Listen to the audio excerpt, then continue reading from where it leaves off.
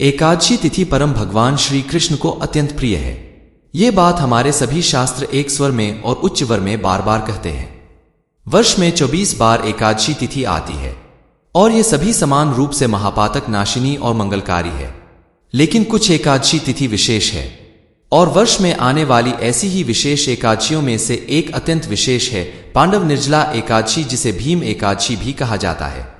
हमारे शास्त्रों के रचयिता कृष्ण द्वायन श्री लव्यास देव महर्षि स्वयं भीमसेन से एकादशी की महिमा का वर्णन करते हुए कहते हैं कि यदि कोई व्यक्ति किसी कारणवश वर्ष के सभी एकादशी व्रत का पालन न कर पाए तो उसे इस निर्जला एकादशी का संपूर्ण श्रद्धा और नियम पूर्वक कठोरता से पालन करना चाहिए। ऐसा करने से उसे बाकी सभी एकादशी तिथियों का पालन करने का फल स्वतः मिल जाता है।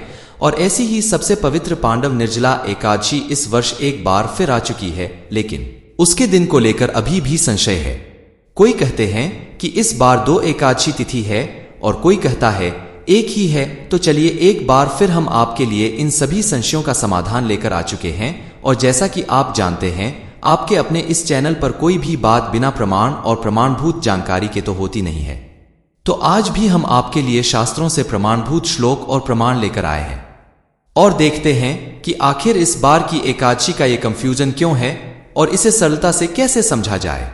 लेकिन उससे पहले अगर आप इस चैनल पर पहली बार आए हैं तो आपके अपने इस चैनल सनातन धर्म का संसार को सब्सक्राइब कर लीजिए, क्योंकि इस बार निर्जला एकादशी का पालन करने के लिए हम आपका पूरा साथ निभाने वाले हैं और आपके एक एक प्रश्न का समाधान करने वाले हैं।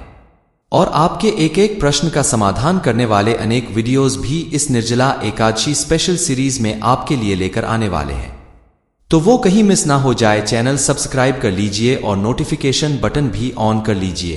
पांडव निर्जला एकादशी प्रत्येक वर्ष ज्येष्ठ मास के शुक्ल पक्ष में आती है और इस बार निर्जला एकादशी का पालन हम करने वाले हैं 18 जून 2024 मंगलवार के दिन। इस दिन ब्रह्मा मुहूर्त का समय उत्तर भारत में है प्रातः 3:47 पर और सूर्योदय का समय है प्रातः 5:23 पर। अगले दिन यानी द्वादशी पर निर्जला व्रत पारण का समय रहेगा प्रातः 5:24 से लेकर 7:30 के बीच में। और ये एकादशी तिथि का प्रारंभ हो रहा है 17 जून 2024 प्रातः 4:43 पर और पूर्ण होगी 18 जून मंगलवार को सुबह 6:24 पर।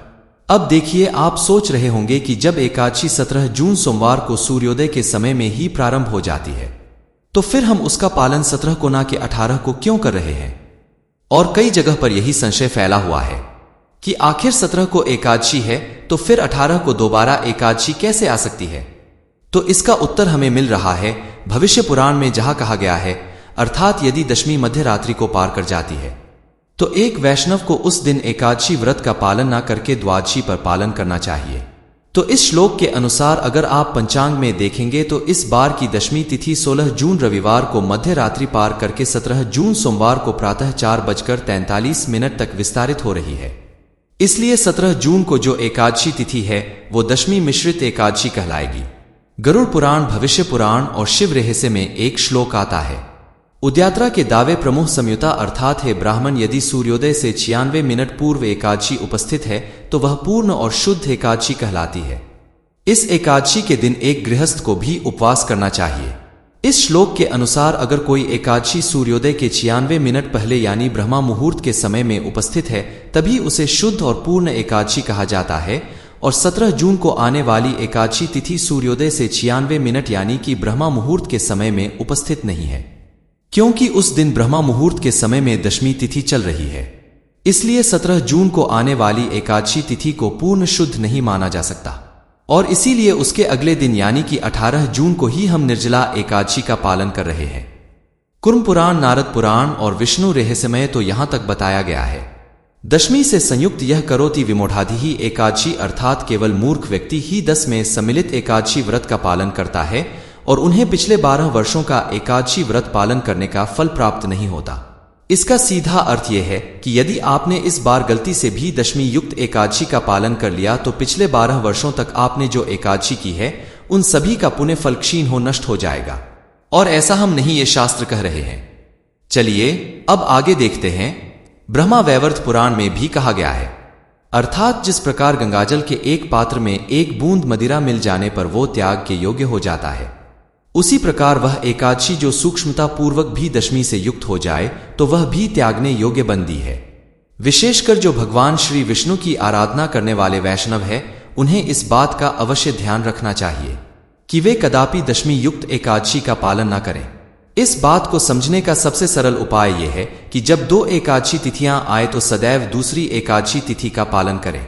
तो हम आशा करते हैं कि इस बार के पांडव निर्जला एकादशी को लेकर आपके सारे संशय अब समाप्त हो गए होंगे और अब आपको बिल्कुल स्पष्ट रूप से पता है बार की पांडव निर्जला एकादशी कब है और क्यों है। जी हाँ, इस बार निर्जला एकादशी का पालन हम कर रहे हैं 18 जून 2024 मंगलवार के दिन। प्रत्येक वर्ष ज्येष्ठ मास के शुक्ल पक्ष में आने वाली ये निर्जला एकादशी का पालन करते समय मनुष्य को अत्यंत सावधान रहना होता है और ये वर्ष की सबसे बड़ी एकादशी तिथि मानी गई है, क्योंकि यही वो एकादशी है जिसका पालन करने से वर्ष की सभी एकादशी पालन करने का फल तो मिल जाता है। बाकी सभी एकादशी तिथि में अगर आपसे कोई भी भूल हो गई है या फिर गलती से पारण का समय निकल गया था या आपको पता नहीं रहा और किसी एकादशी में आपने कुछ अन्न युक्त पदार्थ खा लिया तो निर्जला एकादशी एक सुवर्ण अवसर है अपने उन सभी अपराधों के लिए क्षमा याचना करने का और इन सभी पूर्व पुण्यों को पुनः अर्जित करने का। निर्जला एकादशी के दिन अन्न के साथ साथ जल का भी संपूर्ण त्याग करना होता है। हम सब जानते हैं कि अभी का समय है और ऐसे में बिना जल के रहना कितना मुश्किल होता है, लेकिन यही वास्तविक तपस्या है और उसी से हम भगवान के प्रति अपनी भक्ति और कृतज्ञता को व्यक्त कर सकते हैं। आपके लिए हमें इस निर्जला एकादशी पर अनेक छोटे बड़े विशेष वीडियोज लेकर आने वाले हैं, जिसमें इस निर्जला एकादशी से जुड़े आपके सभी प्रश्नों के उत्तर आपको मिल जाएंगे और इस व्रत का पालन कैसे करना चाहिए और उस दिन की आपकी दिनचर्या क्या होनी चाहिए, इन सभी पहलुओं पर हम विस्तार चर्चा करने वाले हैं। तो अगर आपने अभी तक इस चैनल को सब्सक्राइब नहीं किया है तो हम आपको बता दें कि इस निर्जला एकादशी पर आप बहुत कुछ खो सकते हैं। तो जल्दी से आपके अपने इस चैनल को सब्सक्राइब करिए, नोटिफिकेशन बटन ऑन कर लीजिए। अगर इस निर्जला एकादशी से जुड़ा आपका कोई प्रश्न है तो वो भी आप हमें नीचे कमेंट बॉक्स में लिखकर भेज सकते हैं। तो चलिए इस आने वाली परम मंगलकारी और सर्वश्रेष्ठ पांडव निर्जला एकादशी का श्रद्धा और नियम पूर्वक पालन करने अपने मन, शरीर और चेतना को तैयार करते हैं और इस महामहोत्सव को भव्य रूप से मनाते हैं। हरे कृष्ण।